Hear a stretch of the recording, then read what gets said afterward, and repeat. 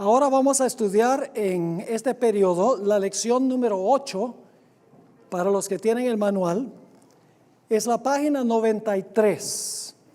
Y el título de la lección número 8 es El futuro y las funciones de los ancianos. Pero antes de estudiar este tema fascinante, queremos hacer lo que siempre hacemos antes de abrir el Santo Libro, y es pedir que Dios nos bendiga en el estudio de su palabra. Oremos. Nuestro Padre, nuestro Dios, gracias te damos por el privilegio de estar en este lugar. Gracias te damos por tu palabra, que es lámpara para nuestros pies y lumbrera para nuestro camino. Qué terrible sería vivir en este mundo sin tener tu palabra. No sabríamos por qué estamos aquí, qué estamos haciendo, para dónde vamos, de qué valdría vivir la vida. Pero cuando estudiamos tu palabra, sabemos que tú tienes un destino glorioso para tu pueblo. Al estudiar ese destino, pedimos la compañía de tu Espíritu Santo. Gracias, Señor, por estar con nosotros al estudiar juntos tu palabra. Contamos con tu promesa de tu presencia, porque lo pedimos en el nombre de nuestro Señor y Salvador Jesús. Amén. Nuevamente, lección 8, página 93 del manual. Y vamos a seguir el material más o menos como hemos hecho hasta este punto. En el mundo académico se conoce los capítulos de Isaías 24 al 28 como el pequeño libro de Apocalipsis del Antiguo Testamento. Y esto es porque estos capítulos tienen muchos elementos en común con el libro de Apocalipsis, particularmente los últimos 3 capítulos del libro de Apocalipsis. Así que vamos a ver la conexión que existe entre Isaías 24, primordialmente los versículos 21 al 23, y Apocalipsis, el capítulo 20. En primer lugar, empezamos en Isaías 24, 1 al 4, a donde se describe una serie de eventos catastróficos que van a caer sobre el planeta Tierra. En realidad, estos versículos están describiendo la segunda venida de Cristo a este mundo en poder y gloria, y lo que va a suceder con el planeta cuando Jesús regrese. Vamos a leer Isaías 24, 1. He aquí que Jehová vacía la tierra y la desnuda, y trastorna su faz, y hace esparcir sus moradores.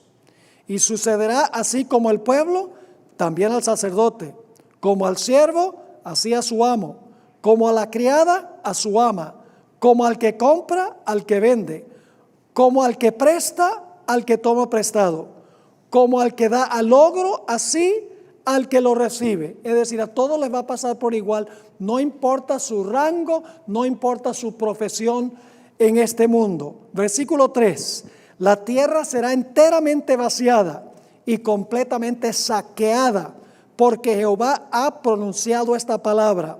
Se destruyó, cayó la tierra, enfermó, cayó el mundo, enfermaron los altos pueblos de la tierra. Versículos vívidos que describen en detalle lo que ocurrirá en este planeta con los que viven aquí cuando Cristo regrese por segunda vez.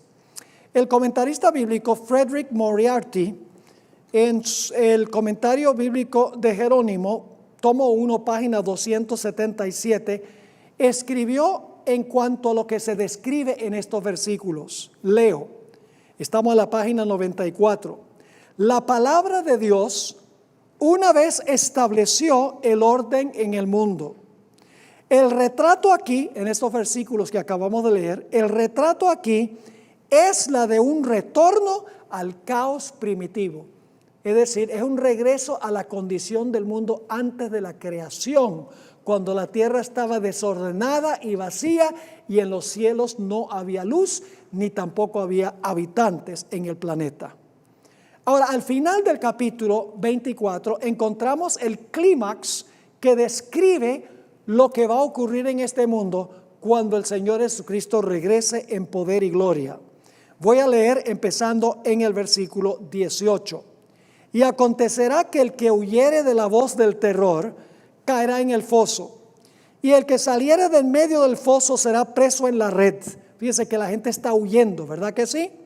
Dice en el versículo 18, continuando, porque de lo alto se abrirán ventanas y temblarán los cimientos de la tierra. Será quebrantada del todo la tierra, enteramente desmenuzada será la tierra. En gran manera será la tierra conmovida. Temblará la tierra como un ebrio, y será removida como una choza, y se agravará sobre ella su pecado, y caerá, y nunca más se levantará. Así describe Isaías 24 lo que ocurrirá cuando Jesús regrese en poder y gloria. Ahora, hay dos pasajes en Apocalipsis que describen la segunda venida en forma similar. Apocalipsis 6, 15 al 17 dice que los impíos van a huir, se van a esconder en las cuevas y van a rogar que las rocas caigan sobre ellos para esconderlos de la ira del que está sentado en el trono, de la ira del Cordero. Y luego Apocalipsis 16, 17 al 21, que describe la séptima plaga, se habla de un terremoto impresionante que va a sacudir el mundo y va a vaciar el mundo, como vimos en Isaías el capítulo 24. Ahora es interesante notar en el capítulo 24 y el versículo 6 lo que sucederá con los habitantes en este planeta.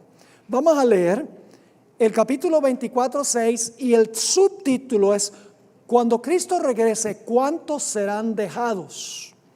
Dice allí en ese versículo: por esta causa la maldición consumió la tierra y sus moradores fueron asolados.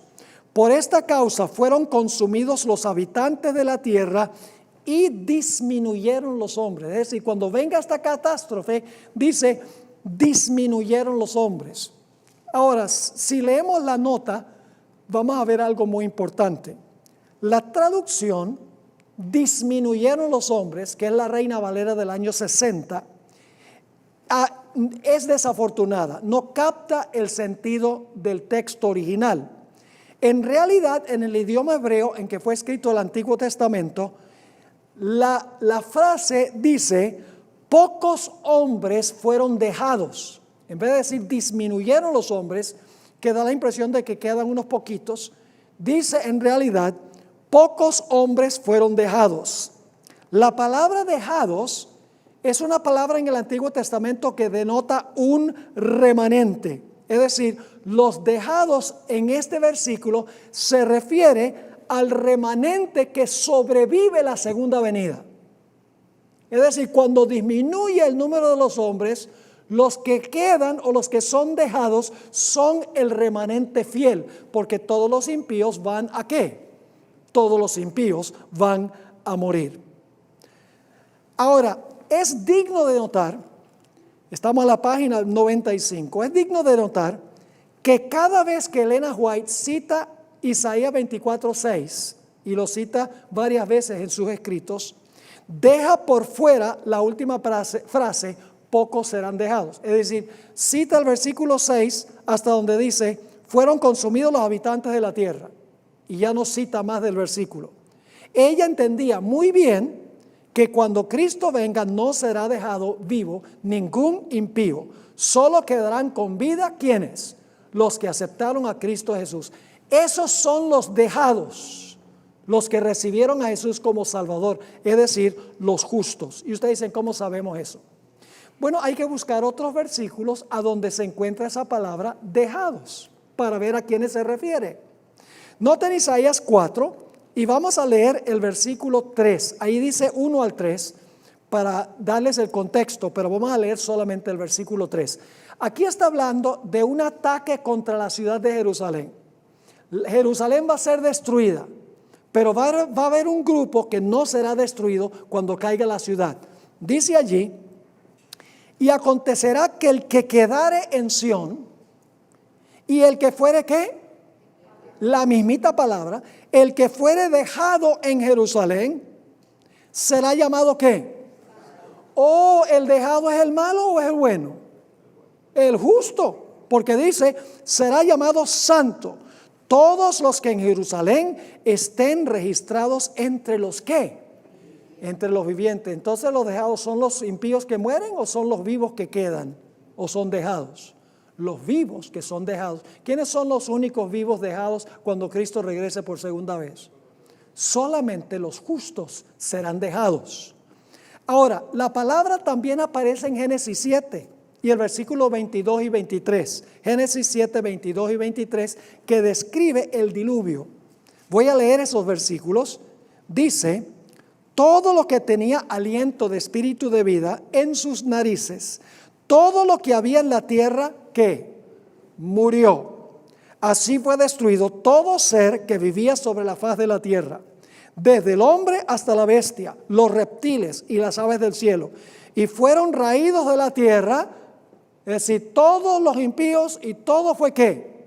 Raído y destruido. ¿Quién solamente quedó o fue dejado? Y quedó, la misma palabra dejado que está en Isaías 24:6, la misma palabra que está en Isaías 4:3, dice, y quedó solamente ¿quién? Noé y los que con él estaban en el arca. Por ejemplo, cuando viene un tsunami y el tsunami destruye toda una región, ¿acaso no decimos, el tsunami destruyó a todos? ¿No quedó nadie? ¿No fue dejado nadie con vida? Ahora, vamos a leer la nota porque es muy importante. Solamente quedó Noé. Esa palabra quedó es la misma palabra dejado que encontramos en Isaías 24 e Isaías 4. La palabra quedó es la misma que aparece en Isaías 24:6 y el capítulo 4 y el versículo 3. Génesis 7:23 se podría traducir de la siguiente manera. Solo Noé y los que estaban en el arca fueron ¿qué? Fueron dejados. Es decir, los dejados son los que quedan ¿con qué? Con vida. Es el remanente que no sufre destrucción.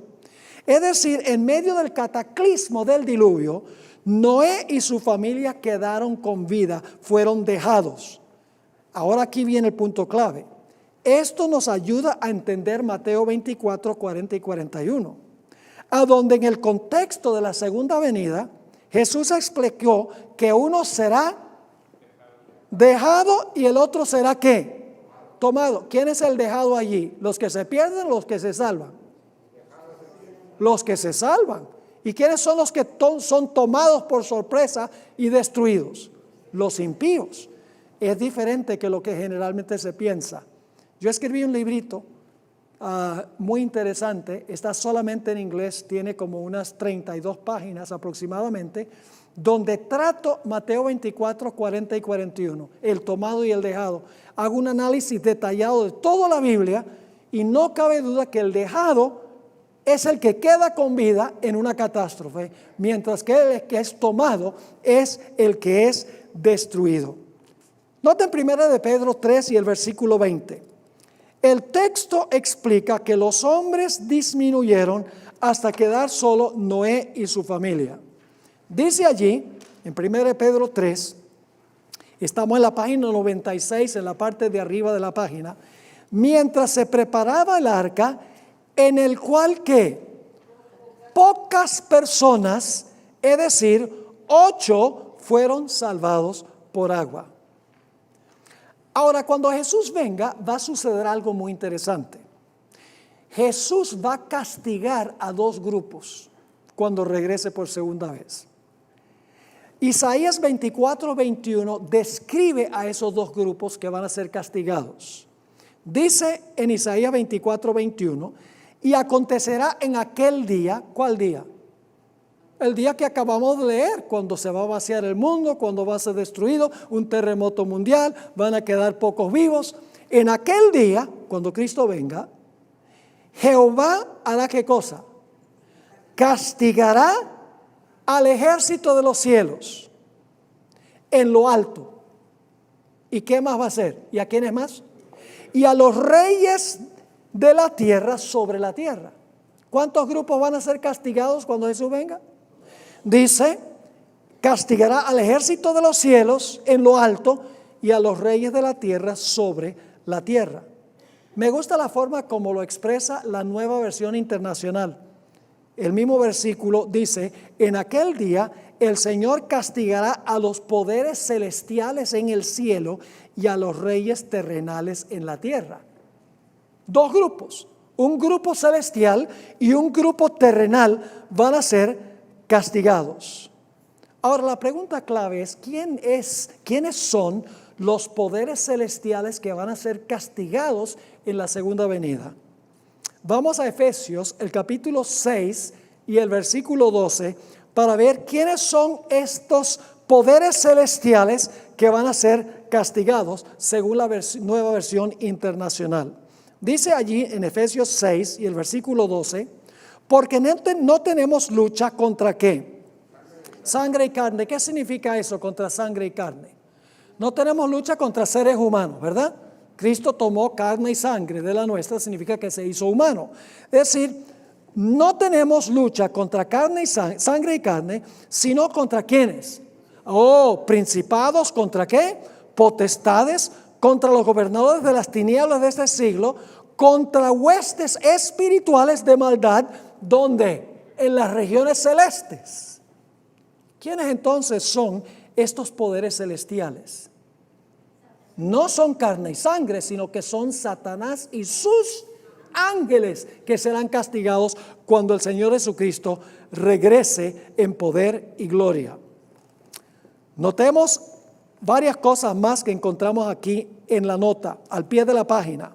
En otro sitio, el apóstol se refiere al capitán de estos seres, que es Satanás, como el príncipe de la potestad del ¿qué? Del aire. La hueste celestial que Dios castigará en su segunda venida son Satanás y sus ángeles. Inmediatamente después de describir el castigo de los reyes de la tierra, en Apocalipsis 19, 19 y 20, se describe en el siguiente capítulo el atamiento de Satanás. Es decir, en el 19, 19 y 20, los últimos dos versículos del capítulo 19, se describe el castigo de los reyes de la tierra. En el 20, 1 al 3, se describe el atamiento de Satanás y sus ángeles. Ahora, ¿quién es el segundo grupo que va a ser castigado cuando Cristo venga? Apocalipsis 19, 19 lo dice. Noten en la página 97, al principio de la página, y vi a la bestia, ¿y a quiénes más? A los reyes de la tierra y sus ejércitos reunidos para guerrear contra el que montaba el caballo y contra su ejército. Dos grupos castigados cuando Jesús venga: Satanás y sus ángeles y los reyes de la tierra. Ahora, el castigo tendrá dos etapas. El castigo de Satanás y sus ángeles y de los impíos tendrá dos etapas. La primera etapa es cuando Cristo regresa en poder y gloria. Ahora vamos a Isaías 24, 22 para que ustedes vean esto. Isaías 24 y el versículo 22. ¿Qué va a suceder con los reyes de la tierra y con Satanás y sus ángeles? Dice, y serán ¿qué cosa? Amontonados como se amontona a los encarcelados. Es que van a ser ¿qué? Encarcelados. ¿Qué? ¿En qué? Encarcelados en mazmorra y en prisión quedarán encerrados. ¿Cuál es la primera etapa del castigo de los reyes de la tierra y de los poderes celestiales? ¿Van a ser qué? Dice encarcelados o serán encerrados en qué? En prisión cuando Jesús regrese. Ahora, la nota. La palabra mazmorra aquí es muy interesante. En algunos textos del Antiguo Testamento la palabra se traduce cisterna. Por ejemplo, cuando José se encontró con sus hermanos en Dotán, lo echaron en una cisterna. Noten Génesis 37, 24. Dice, y le tomaron y le echaron ¿dónde? En la cisterna. Es la misma palabra que se usa allí en Isaías 24 y el versículo 22. Lo echaron en una cisterna, literalmente significa en el hoyo, pero la cisterna estaba vacía y no había en ella ¿qué? No había en ella agua. Es decir, a José lo echaron vivo allí hasta que pudieran decidir qué iban a hacer con él. Lo mismo sucedió con Jeremías. En Jeremías el capítulo 38:6, el rey se enojó con él y lo echó también en el hoyo o en una cisterna. Dice allí, entonces tomaron ellos a Jeremías y lo hicieron echar en la cisterna de Malquías, hijo de Amelec, que estaba en el patio de la cárcel. Y metieron a Jeremías con sogas, y en la cisterna no había agua, sino que cieno. Y se hundió Jeremías en el ¿qué? Se hundió Jeremías en el cieno. Es decir, la palabra que se usa aquí en Isaías 24:22, donde dice serán encarcelados en mazmorra, es un lugar a donde es echada gente en un estado vivo mientras se decide qué se va a hacer finalmente con ellos. Es decir, es un lugar de retención provisional. Pero ¿saben algo interesante? También encontramos que se echaban en una cisterna o una mazmorra o en un hoyo cuerpos de gente muerta. Nota lo que dice Jeremías 41:9, estamos en la página 98, en la parte de arriba de la página.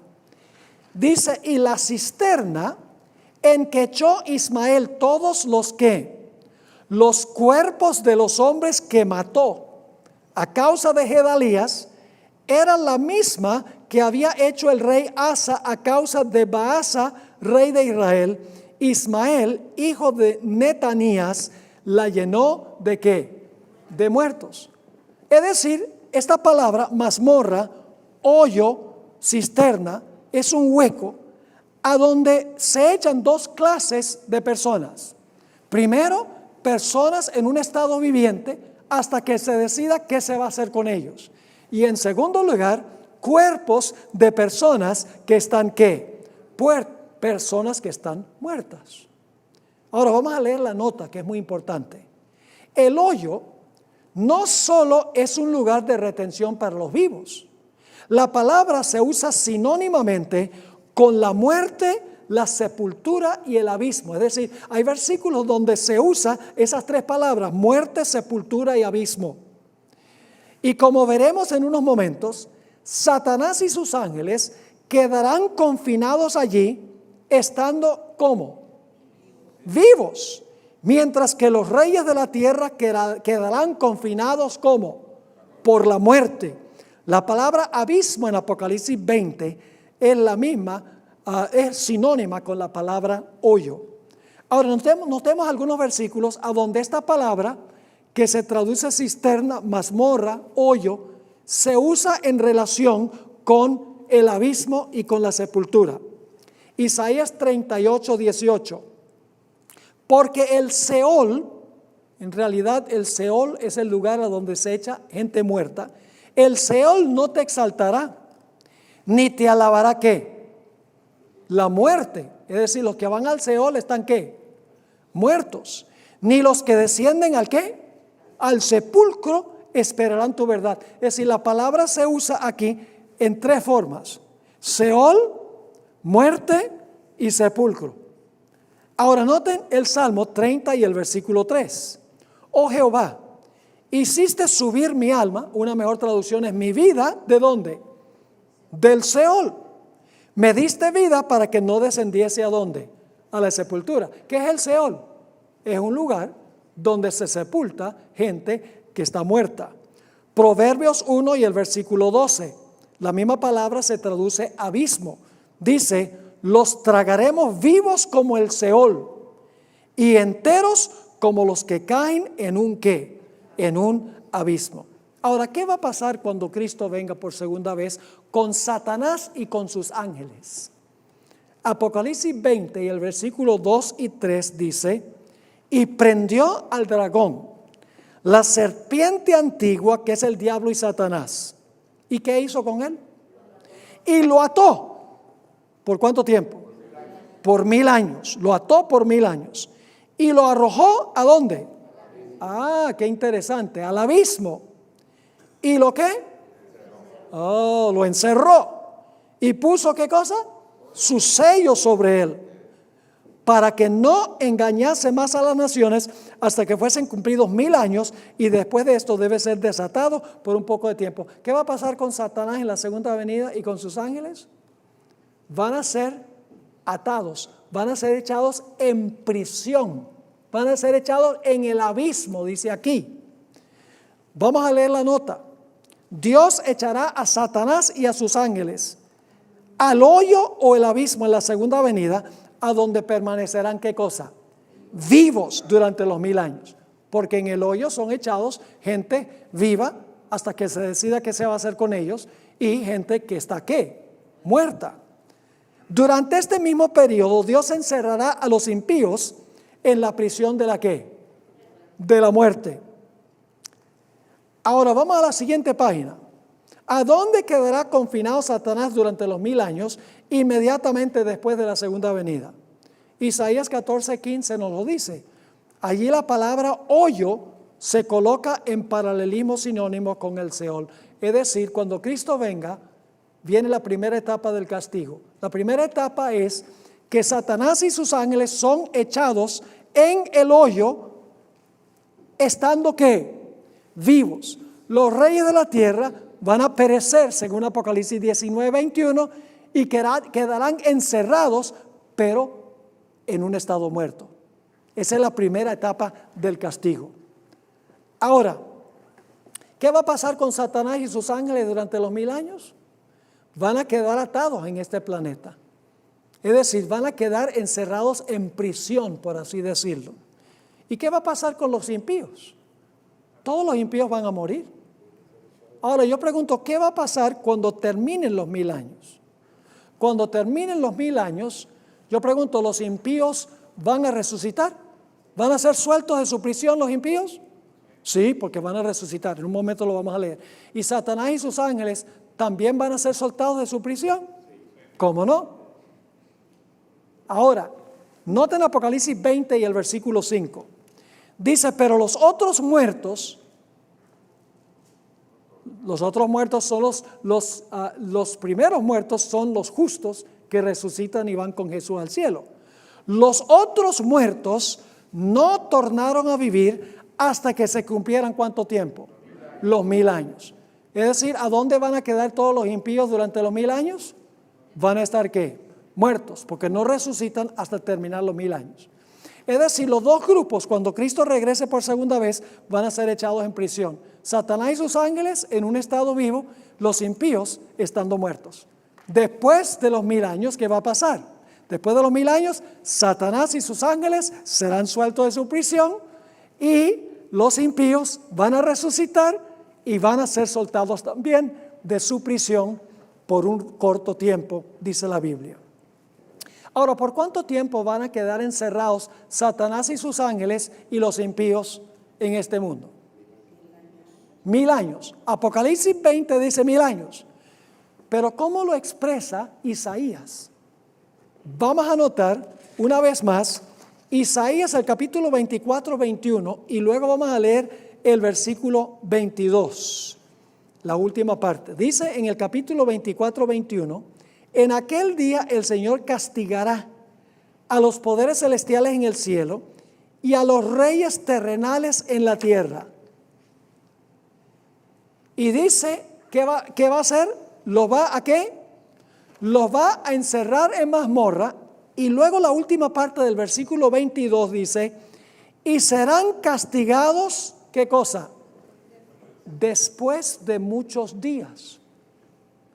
Ahora, yo no sé si ustedes han captado algo aquí muy interesante. ¿Cuál fue su primera etapa del castigo? Cuando Jesús vino. ¿Qué hizo con ellos? Amarró a Satanás y lo echó en prisión. ¿Qué hizo con los impíos? Todos murieron. Primera etapa del castigo. ¿Es la última etapa? No. Porque dice aquí que después de muchos días serán castigados. Pero ya habían sido castigados en su primera etapa cuando fueron echados en prisión. ¿Están conmigo o no están conmigo? Ahora, Isaías dice, después de muchos días serán soltados de su prisión. Yo pregunto, Apocalipsis ¿Cómo interpreta los muchos días? ¿Cuántos son los muchos días? 1000 años. ¿Están conmigo o no están conmigo? Ahora vamos a leer, entonces, vamos al pie de la página 99. Cuando los 1000 años se cumplan, Satanás será suelto de su prisión y saldrá a engañar a las naciones que están en los 4 ángulos de la tierra, a Gog y a Magog, a fin de reunirlos para la batalla, el número de los cuales es como la arena del mar. Y subieron sobre la anchura de la tierra y rodearon el campamento de los santos y la ciudad amada, y de Dios descendió fuego del cielo y los consumió. ¿Cuál etapa del castigo es esa? La segunda. Después de los 1000 años, ¿qué va a pasar con Satanás y sus ángeles? Van a ser consumidos por el fuego. ¿Y qué va a pasar con los impíos? Serán consumidos por el fuego. ¿Están captando esto? Según Isaías, cuando Cristo venga, Satanás y sus ángeles van a ser echados en el hoyo, en prisión, vivos. Los impíos, todos van a morir, van a estar aprisionados por la muerte. ¿Pasa cuánto tiempo? Pasan muchos días, que Apocalipsis interpreta como ¿cuánto tiempo?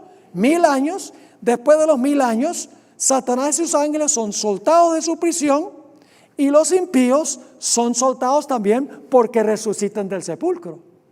Y ahora Satanás va a poder influir sobre los impíos para que se reúnan para atacar la ciudad.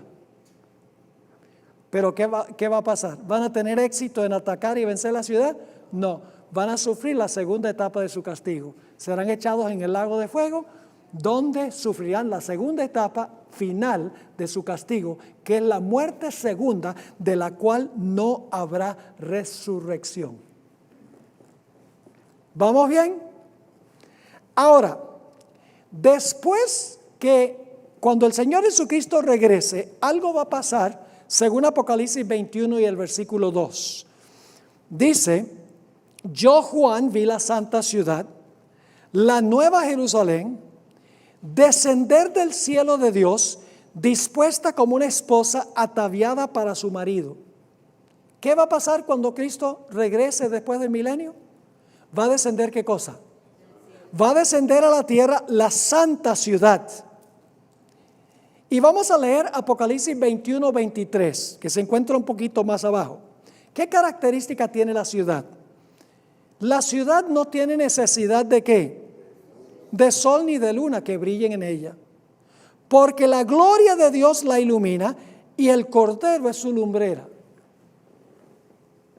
Ahora, yo pregunto, ¿va a haber sol y luna cuando el Señor Jesucristo haga cielos nuevos y tierra nueva?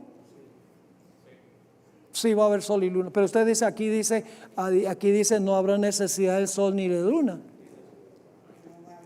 ¿Dónde? En la ciudad. Hay que leer con cuidado. Ahí dice, en la ciudad no hay necesidad de sol ni de luna. No dice que no hay sol ni luna. Dice que ahí no hay necesidad. Déjeme darles una ilustración, porque la gloria de Dios es tan brillante que opaca la luz del sol y la luna. Le doy una ilustración. Supongamos que yo estoy aquí en El Paso, hoy a mediodía, que estaba radiante ese sol caliente, y tengo en la mano una linterna prendida y estoy alumbrando la linterna en el suelo. La gente va a decir, hay que mandarlo al manicomio. ¿Se ve el rayo de la linterna? ¿Se ve? No, pero está alumbrando. ¿Por qué es que no se ve? Porque la luz del sol deslumbra la luz de la linterna. Así es con el sol y la luna en la ciudad. La gloria de Dios es tan grande que deslumbra el sol y la luna. Y fíjense que Isaías también dice lo mismo. Noten Isaías 24, 23. Dice, la luna se avergonzará y el sol se confundirá. Es lo mismo que decir que en la ciudad no hay necesidad de sol ni de luna. Dice, la luna se avergonzará y el sol se confundirá cuando Jehová de los ejércitos que reine en el monte de Sión y en Jerusalén. Y ahora viene un detalle muy interesante. Y delante de sus ancianos sea glorioso. Interesante. ¿Dónde va a reinar Dios después que los impíos y Satanás y sus ángeles sean destruidos? ¿Va a reinar dónde? ¿En Sión o en qué? Jerusalén. La luz de Dios deslumbrará al sol y la luna, y Dios reinará en la ciudad delante de sus ¿qué? Delante de sus ancianos. Aquí está la conexión con lo que nosotros estamos estudiando. Ahora hablemos de la vida futura con los ancianos. Apocalipsis 21:1 dice: y vi un cielo nuevo y una tierra nueva, porque el primer cielo y la primera tierra pasaron y el mar ya no existe más. ¿Qué hará Dios después de haber desarraigado el pecado del universo? Viene este versículo lindísimo. Dice: enjugará Dios toda lágrima de los ojos de ellos, y ya no habrá muerte, ni habrá más llanto, ni clamor, ni dolor, porque las primeras cosas pasaron. ¿Saben que en Isaías el capítulo 25 y el versículo 8 se dice algo muy semejante? Dice en Isaías 25:8, que es parte del pequeño Apocalipsis del cual comenzamos a estudiar. Dice: destruirá ¿qué cosa? A la muerte para siempre, y enjugará Jehová el Señor toda lágrima de todos los rostros, y quitará la afrenta de su pueblo de toda la tierra, porque Jehová lo ha dicho. Ahora fíjense la secuencia. Isaías y Apocalipsis compaginan. Tiene la primera etapa: Satanás es echado en prisión estando vivo. Los impíos son ¿qué? Muertos todos, están encarcelados por la muerte. Primera etapa del castigo. ¿Pasa cuánto tiempo? 1000 años. Al final de los 1000 años, ¿qué pasa con Satanás y sus ángeles? Soltados de la prisión. ¿Y qué pasa con los impíos? Soltados de la prisión del sepulcro. Satanás y los impíos se preparan para atacar la ciudad. La ciudad desciende del cielo. ¿Y quién está en la ciudad? Dios. Y yo pregunto, ¿qué pasa con el sol y la luna? Oh, opacados, porque la gloria de Dios es radiante. Lo dice tanto Isaías como el libro de Apocalipsis. ¿Y quién reina en Sión y en Jerusalén? Jehová reina en Sión y en Jerusalén. ¿Y reina delante de quiénes? Reina delante de sus ancianos. Hemos hablado de los ancianos. ¿Quiénes son los 24 ancianos? Los representantes de todo el universo. El gran concilio celestial. ¿Sobre qué va a gobernar Dios? Sobre todo el concilio celestial, después que se elimine el pecado del universo. Ahora hablemos en el tiempo que nos queda en cuanto a los 24 ancianos. En primer lugar, estamos en la página 101. El número 24 es simbólico. Número 144,000 es simbólico, 666 es simbólico, número 7 es simbólico, 1260 días es simbólico, tiempo, la mitad de un tiempo simbólico, 3 días y medio simbólico, 10 días simbólico. Es decir, todos los periodos de tiempo en Apocalipsis, todos los números son simbólicos, no son literales. El número 24 es simbólico. Hay mucho más que 24 mundos en el universo. Hay más que 24 representantes. La siguiente cita de la hermana White indica que el número 24 debe ser simbólico. Dice ella aquí en la Review and Herald, septiembre 25, 1900, Dios tiene infinidad de mundos. ¿Cuánto? ¿24 mundos? No, ¿qué significa infinidad? Muchísimos.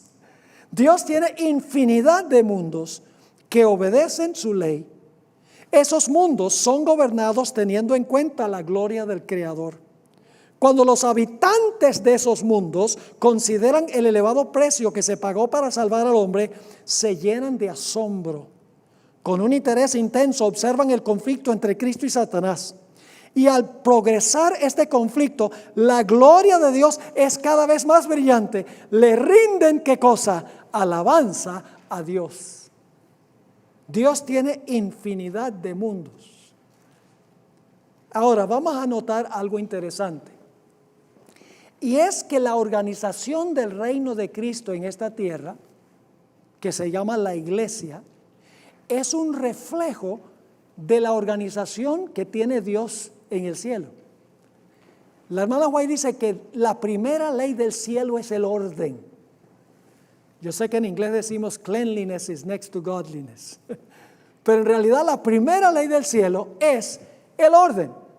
Dios maneja un gobierno ordenado donde hay rangos, donde hay diferentes responsabilidades, donde cada grupo de seres cumple la responsabilidad que Dios estableció para ese individuo o para ese grupo.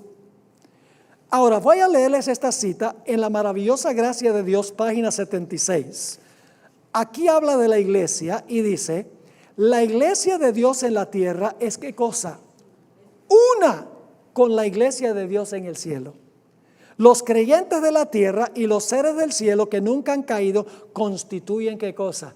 Una sola iglesia. Todo ser celestial está interesado en las asambleas de los santos que en la tierra se congregan para adorar a Dios. En el atrio interior del cielo escuchan el testimonio que dan los testigos de Cristo en el atrio exterior de la tierra. Y las alabanzas de los adoradores de este mundo hallan su complemento en la antífona celestial. Y el loor y el regocijo repercuten por todos los atrios celestiales, porque Cristo no murió en vano por los caídos hijos de Adán. Mientras que los ángeles beben en el manantial principal, los santos de la tierra beben los raudales puros que fluyen del trono y alegran la ciudad de nuestro Dios. Qué linda cita. Nuevamente, la iglesia de Dios en la tierra es una con la iglesia de Dios en el cielo. Los creyentes de la tierra y los seres del cielo que nunca han caído constituyen una sola iglesia. Yo pregunto entonces, ¿creen ustedes que cuando Dios estableció la organización de la iglesia en la tierra, que la hizo semejante a la organización de su reino en el cielo? Sí, obviamente que sí, y eso vamos a notarlo en unos momentos. Estamos en la mitad de la página 102. Las huestes celestiales tienen rangos de liderazgo. Está Gabriel, quien tomó el lugar de Lucifer. Están los querubines y los serafines, ángeles de alto mando, ángeles fuertes y los ángeles más elevados. Hay diferentes rangos en el cielo, diferentes responsabilidades, una organización, por así decirlo. Saben que en Colosenses 1:16 nos lo indica, dice allí, porque en Él, en Jesús, fueron creadas todas las cosas, las que hay en los cielos, las que hay en la tierra, visibles e invisibles. Ahora dice que sean ¿qué? Tronos, sean dominios, sean principados, sean potestades. Todo fue creado por medio de Él y para Él. ¿Hay diferentes rangos y responsabilidades en el reino de Cristo? Sí, porque hay tronos, hay dominios, hay principados y hay potestades. La hermana White en El deseo de todas las gentes, página 773, escribió en cuanto a cuando el Señor Jesucristo ascendió al cielo, con gozo inefable, los principados y las ¿qué? Y las potestades reconocen la supremacía del príncipe de la vida. Ahora yo pregunto, ¿Satanás entiende cómo está organizado el reino de Dios en el cielo? ¿Satanás entiende cómo funciona el gobierno de Dios? ¿Y cómo sabe él eso? Porque estuvo allí. Así que Satanás también organiza su iglesia como Dios tiene organizada su iglesia en el cielo, o su gente en el cielo. Noten lo que dice en Efesios 6 y el versículo 2 en cuanto a Satanás. Porque no tenemos lucha contra sangre y carne, sino contra ¿qué? Principados. ¿Contra qué más? Potestades. ¿Contra los qué? Gobernadores de las tinieblas de este siglo, contra huestes espirituales de maldad en las regiones celestes. Satanás también tiene principados y potestades y gobernadores y huestes espirituales. ¿Cómo no? Él copia en su reino la forma como Dios tiene organizado su reino. En Colosenses 2:15 también habla de la organización del reino de Satanás. Dice que Jesús despojó a los principados y a las potestades, los exhibió públicamente, triunfando sobre ellos en la cruz. Ahora lo que queremos mirar es las características de los ancianos en la iglesia en la tierra. Y nos va a ayudar a entender más lo que los ancianos desempeñan en el cielo. Porque los ancianos en la tierra, en la iglesia, son un reflejo de las responsabilidades que tienen los 24 ancianos en el cielo. Vamos a anotar eso. Estamos al pie de la página 102. Perdón, en la mitad de la página 103, en realidad, mitad de la página 103. Pablo manda a establecer ancianos. Existe evidencia que Dios diseñó la organización de la iglesia en la tierra para reflejar la organización del gobierno de Dios en los cielos. Noten Tito 1:5. ¿Qué hizo? ¿Qué le dijo Pablo a Timoteo que hiciera en cada ciudad donde había cristianos? Dice, por esta causa te dejé en Creta, para que corrigieses lo deficiente y establecieseis ¿qué? Ancianos en cada ciudad, así como yo te mandé. ¿Dónde había ancianos? ¿En qué? Se debían nombrar ancianos en cada ciudad. ¿Con qué propósito? ¿Será que para gobernar? ¿Será? Vamos a anotar Números 11, 16 y 17. Aquí está hablando de los ancianos que estableció Moisés, que la hermana White dice que son equivalentes en el Antiguo Testamento a los ancianos de la iglesia en el Nuevo Testamento. Dice en Números 11, 16 y 17, entonces Jehová dijo a Moisés, reúneme 70 varones de los ancianos de Israel, que tú sabes que son ancianos del pueblo y sus principales, y tráelos a la puerta del tabernáculo de reunión y esperen allí contigo.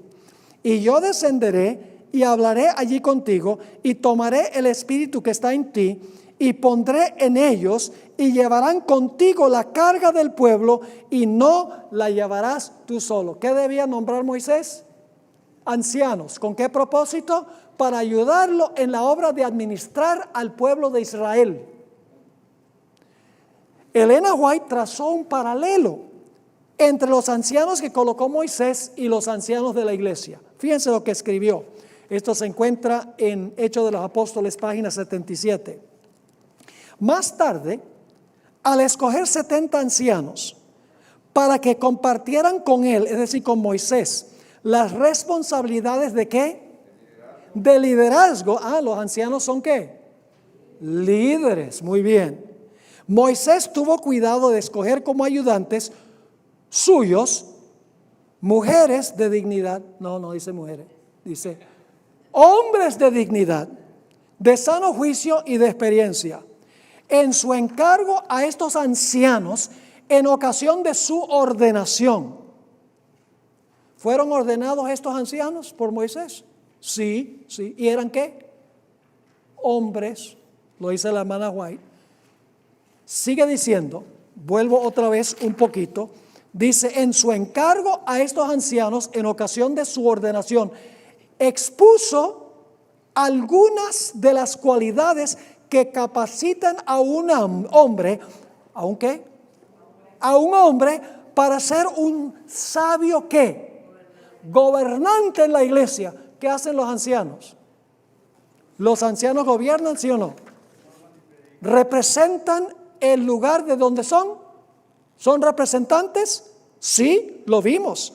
El apóstol Pablo dijo, en cada ciudad pon allí ancianos. ¿Eran líderes en Israel y en la iglesia? ¿Cómo no?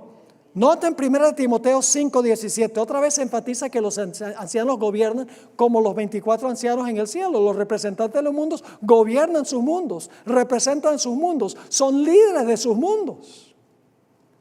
Dice en 1 Timoteo 5:17, los ancianos que gobiernan bien, sean tenidos por dignos de doble honor, mayormente los que trabajan en predicar y enseñar. Y en 1 Timoteo 3, 4 y 5 encontramos que el apóstol Pablo dice que el anciano debe ser uno que gobierne bien su ¿qué? ¿Quién gobierna en la casa? ¿La esposa o el esposo? No se sientan mal, mujeres. La función de ustedes es igual de importante que la función del hombre. pero es una diferente función que complementa a la otra. Hoy en día se dice, no, porque no se pueden ordenar mujeres como pastoras, entonces son inferiores a los hombres. No son inferiores a los hombres, tienen otra función. No es cuestión de si son iguales o no. Es diferencia de función, no de estatus ante Dios. Tenemos que entender eso.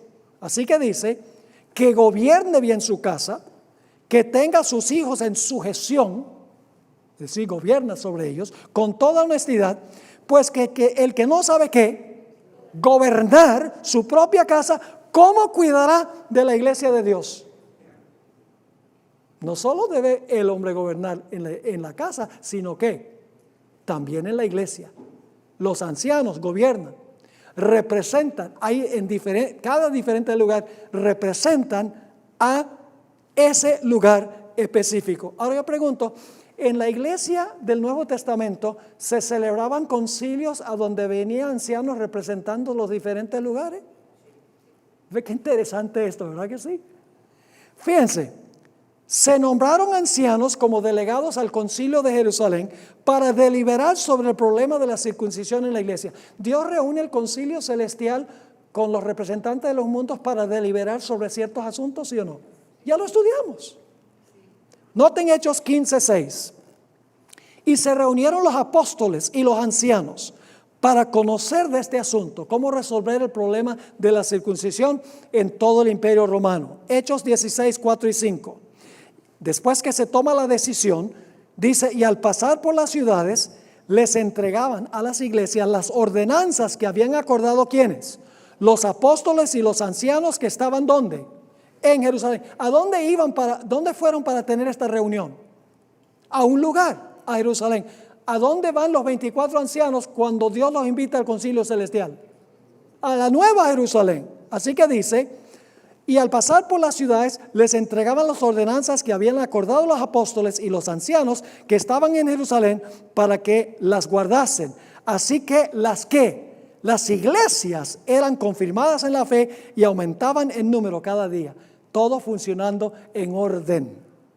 Elena White comentó sobre los concilios que se celebraban en la iglesia primitiva lo siguiente: el orden mantenido en la iglesia, en la primitiva iglesia cristiana, la habilitó para seguir firmemente adelante como un bien disciplinado ejército revestido de la armadura de Dios. ¿Qué pasa con un ejército que está dividido?